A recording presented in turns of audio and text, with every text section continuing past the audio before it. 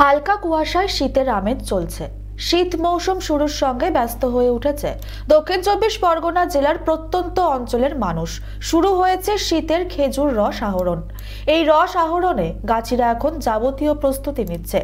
খেজুর গাছের রস খুব জনপ্রিয়, কারণ ওই খেজুর গাছের রস দিয়ে তৈরি হয় নলেন গুড়।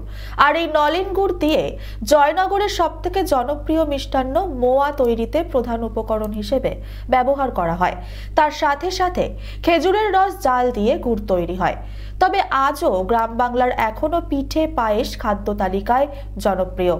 গাছিরা জানান, বছর জুড়ে অযত্ন আর অবহেলায় পড়ে থাকলেও শীতকালে শিউলিদের কাছে খেজুর গাছের কদর বেড়ে যায়, কারণ এই গাছ থেকেই তৈরি হয় সুমিষ্ট রস।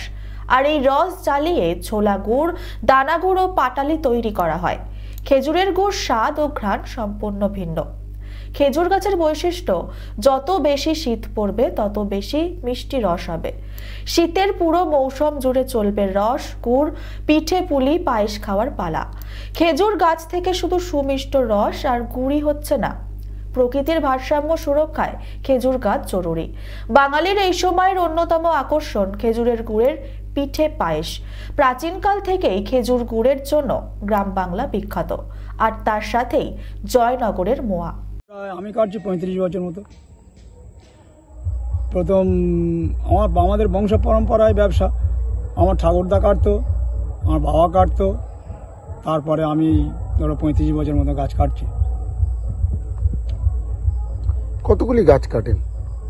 আমাদের ওই দুপালা মেরে প্রায় 80টা মতো গাছ আছে। 40টা করে 3 দিন কাটা হয়, 3 দিন 40টা শুকোয়, আবার 3 দিন যে শুকোয় 40টা ওইটা কাটা হয়, বাদ বাকি যেটা আমাদের কাটা হচ্ছে ওই 30 দিন শুকোয়, 3 দিন শুকোয়।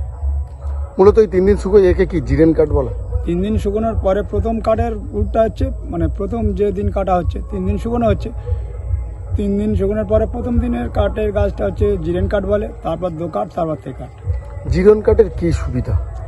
জিরেন কাঠের গুড়টা খুব রসটা খুব পরিষ্কার হয়, গুণগত মান বেশি হয়, গুড়টাও ভালো হয়, সেন্ট বেশি হয়। তারপরে দু কাঠের হয় একটু কমে যায়, তারপর তে কাঠে আর একটু কমে যায়। জিরেন কাঠটাই সবচেয়ে ভালো হয়। মুনাফা কেমন হয়?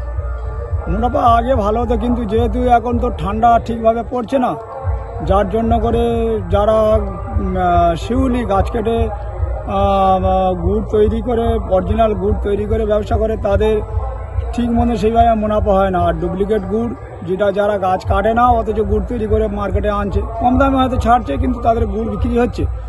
কিন্তু আমাদের গুড় সেইভাবে দামও পাওয়া যায় না। আর কথা হচ্ছে, আরেকটা কথা হচ্ছে,